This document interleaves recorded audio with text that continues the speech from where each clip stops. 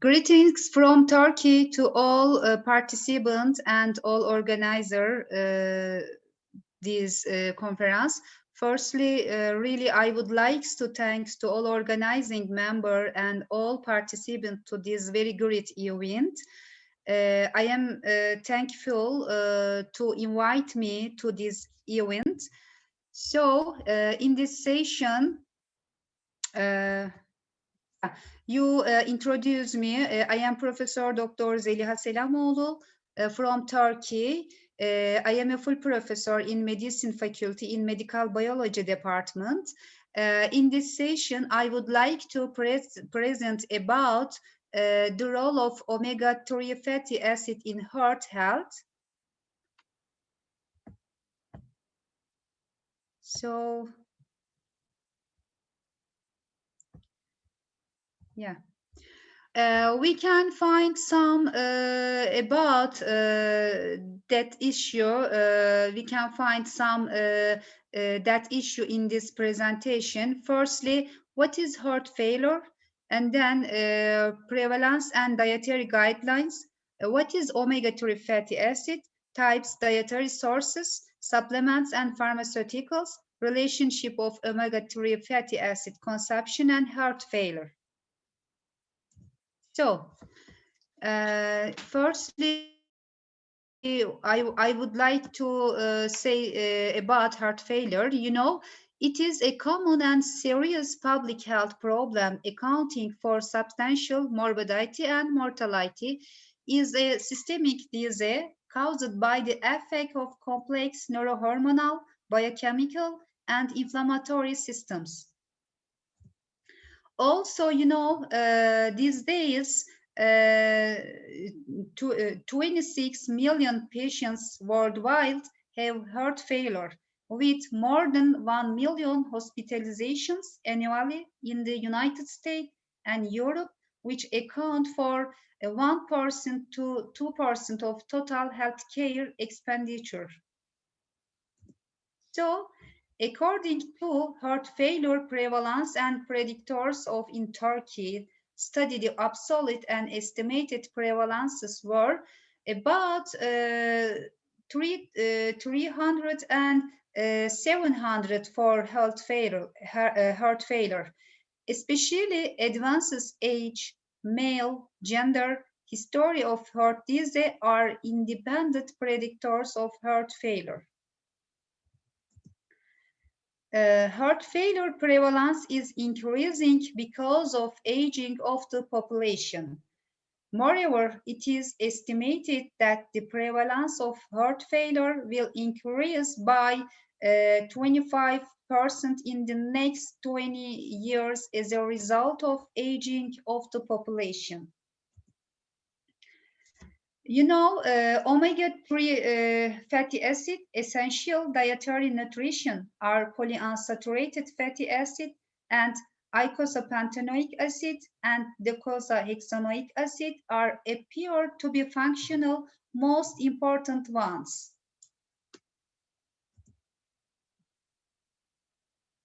The best dietary sources of EPA and DHA is seafood, especially oil fish, so they are often referred to as marine and fatty acids. These marine and polyunsaturated fatty acids, although found mainly in oily fish, are now found in commercially available supplements over the counter, such as fish oils or as concentrated pharmaceutical preparations. So, especially we can consume this fish oil or fish as a main food, and also we can get some preparation as a commercial supplements and also some pharmaceutical supplements. We can find it anyway. Especially fatty fish is the exclusive natural food source of APA and DHA. the beneficial role of N3 polyunsaturated fatty acid on blood lipids and cardiac electrophysiology and also endothelial function and blood pressure has been known. It is very important in health beneficial, especially especially some endothelial function and decreasing blood pressure. It is very important in this case. So the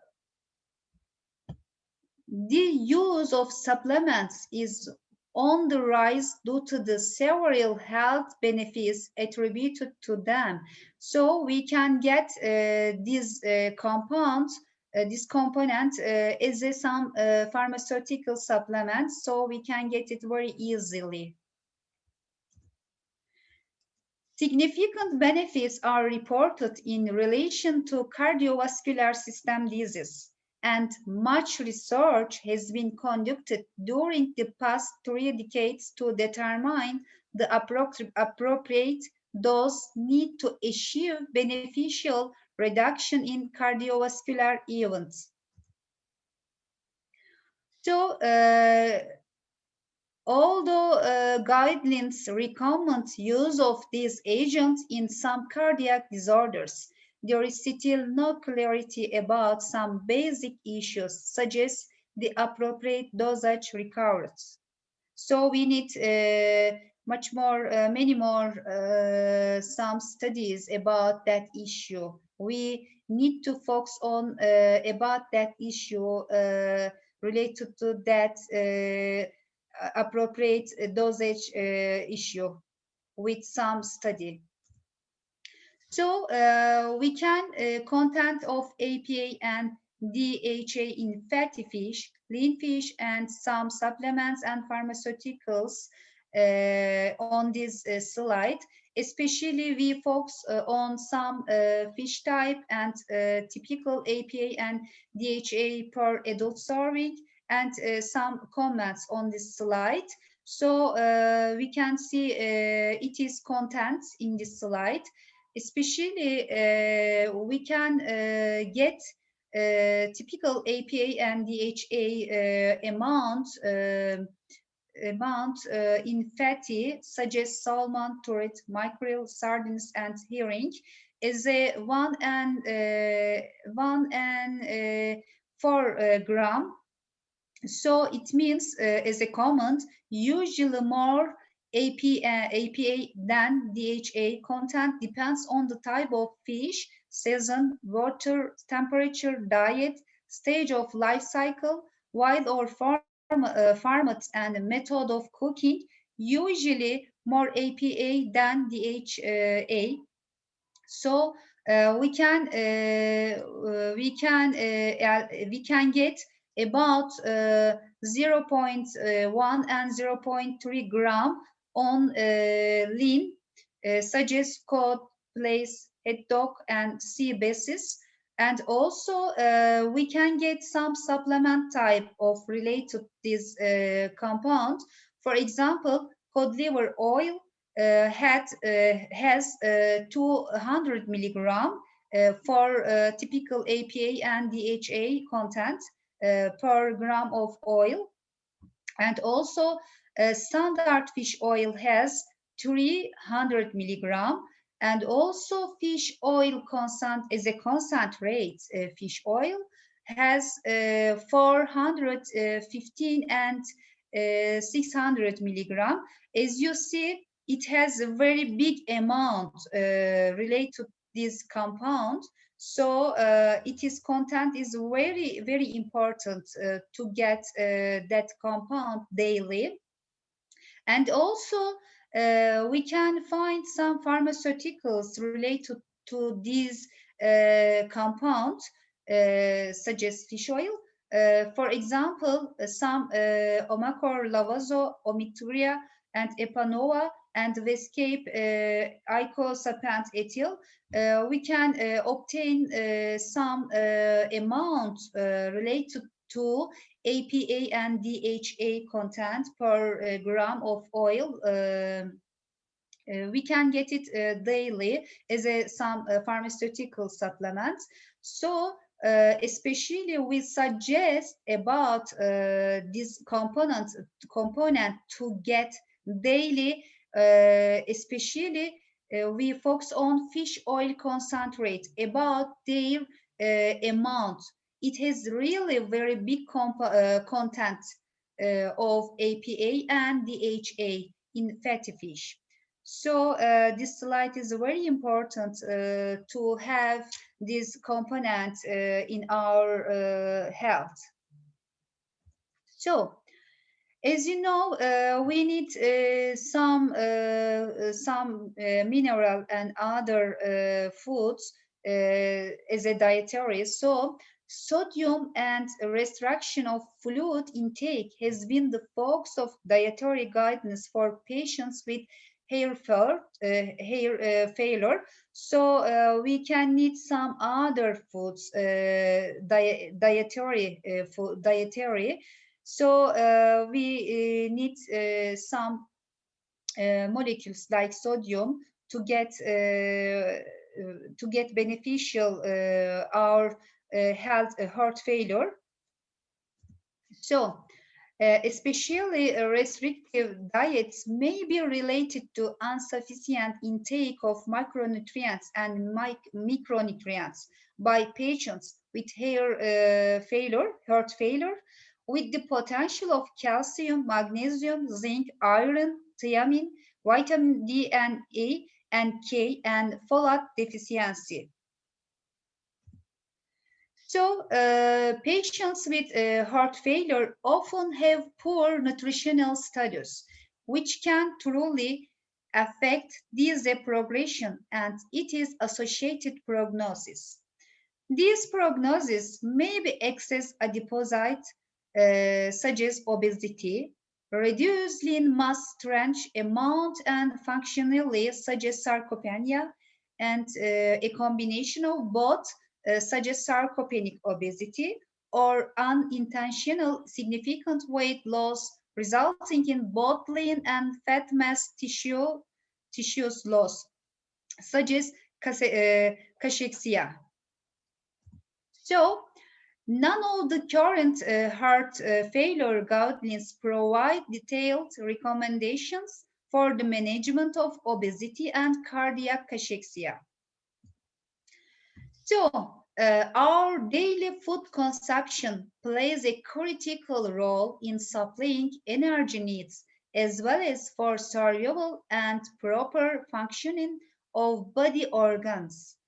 Moreover, they have the potential to prevent degenerative and chronic disease. Especially these days, there has been much debate about the potential role of dietary supplementation with omega-3 fatty acid in the prevention of cardiovascular disease. So we can find some relation of omega-3 fatty acid consumption and heart failure. The beneficial effect of fish consumption on the cardiovascular system have mainly been attributed to the three fatty acid, such as EPA and DHA found in oily fish. British physiologist Sinclair was the first to assume that three fatty acid consumption could play a protective role in the development of coronary heart disease.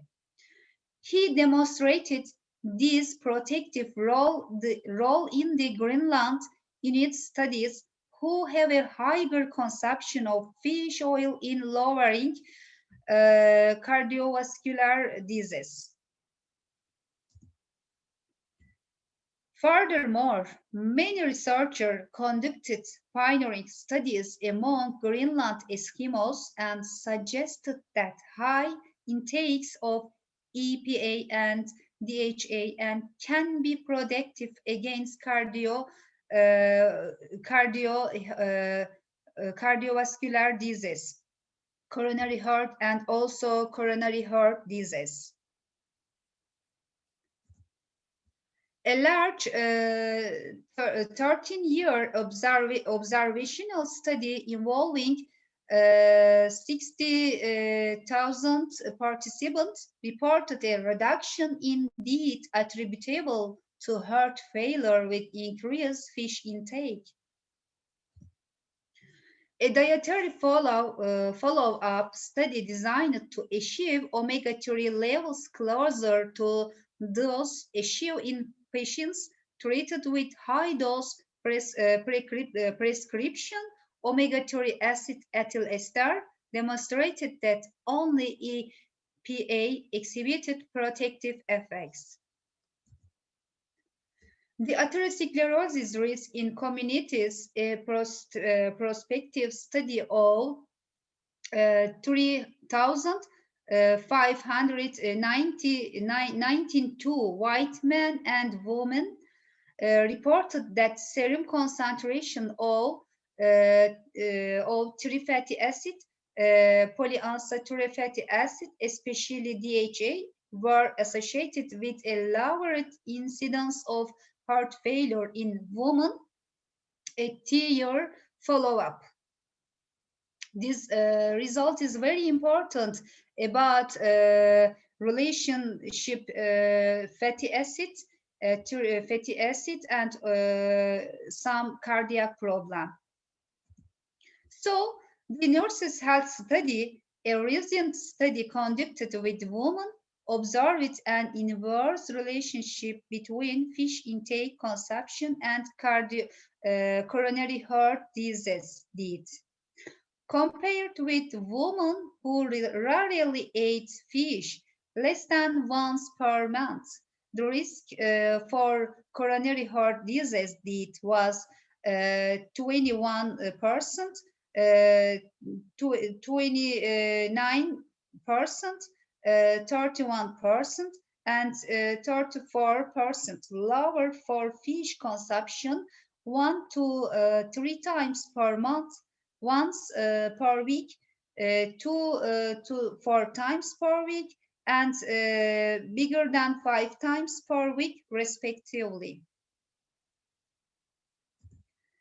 In the Chicago Western Electric study, a 30-year follow-up has been proclaimed that fish consumption positively affects coronary heart disease mortality, especially non-sudden deaths from myocardial infarction. So, in an ecological study conducted in 36 countries, showed the favorable association between fish consumption and an attenuated risk of death from all-cause ischemic heart disease and stroke. Every 20 gram daily proliferated fish consumption was associated with a 6% lower risk of heart failure. Consumption of fish 2 and 4 servings per week was associated with the greatest reduction in heart failure by 13%. Those response analyses exhibited that the risk of stroke decreased by 2% to 12% with increasing fish consumption of 100 and 700 gram week, suggests 1 and 4 serving week. In a study previously conducted with researchers, basal omega-3 levels in the heart were relatively high, and dietary omega-3 supplementation resulted in substantial increase in omega-3 uptake in the heart.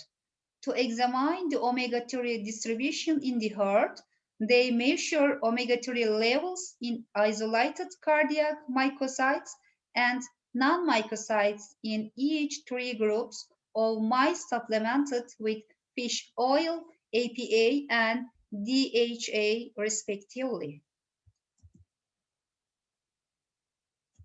So, increasingly and surprisingly, dietary supplementation with 3 polyunsaturated fatty acid failed to enhance APA levels in either cardiac myocytes or non-myocytes. VEPA levels in non-myocytes, such as fibroblasts, are likely the major component of this cell fraction, moderately reduced by the FO diet, fish oil diet. In contrast, DHA levels were increased by all three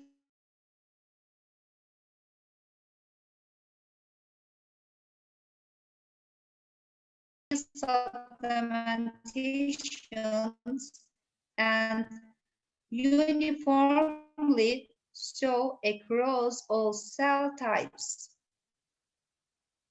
References about this. Yes, we can see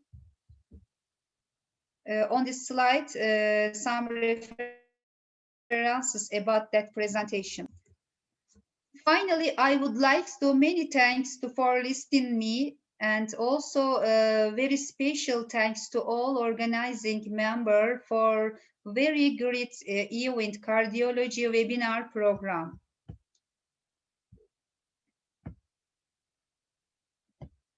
Thank you so much for listening me, and thank you so much for all participants. I must say thank you for a wonderful presentation. Lot of us are taking supplements, but you actually don't know why you do it. And if I look at patients and also the community, people don't know why they do certain things. And this was very, very good. I did ask a question on the chat box, if you can read and just tell us about it. Yeah, is there any question about that issue, about this presentation? What I ask is the omega fatty acid, the omega-3 fatty acid. How much must a person's intake be? And does it differ from a patient that is on anticoagulants? And does it have an interaction with other medication? And do you adjust the dosages? Okay. Actually, we can get some components our heart health as a food, especially via oil. Eat some fish as a food. We can get to our health. Eat some fish, especially diet as a dietary. It must be in our diet as a food. 2 or 4 times 1 week as a one person. If we can eat fish 2 or 4 1 week, so we can obtain some essential fatty acid, some unsaturated fatty acid, especially fish oil. So if we have these components in our dietary, so it will be helped decreasing our blood pressure. And also we can keep our heart health if we can consume some fish as a food per 1 week, 2 or 3 times. Okay. So we need these components daily, 200 and 400 milligram as a daily.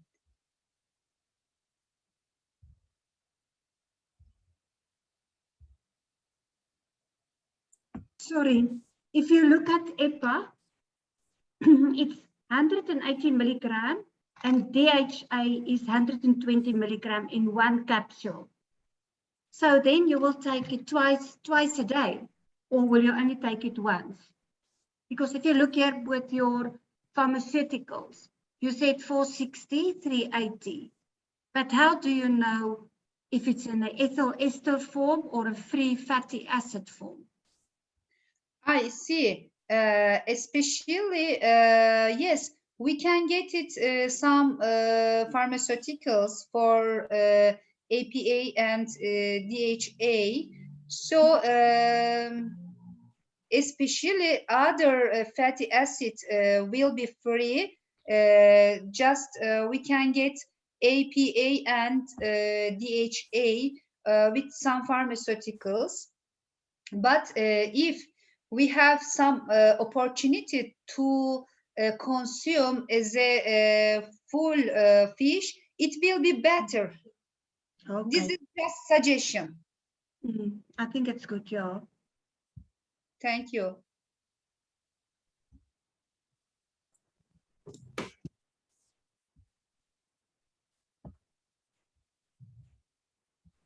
So any other question from the audience? Yeah. Is there any question or any comments about that issue?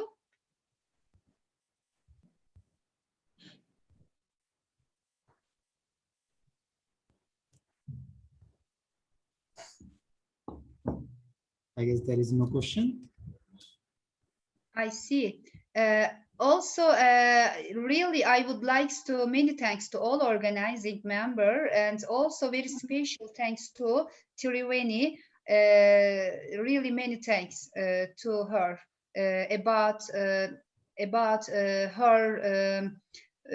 very polite attention and very great efforts to this very great event. I am very thankful to all of you. Thank you, Aneta Wan, Akshay, and Triveni, and all participants. Thank you. Thank you. Most welcome.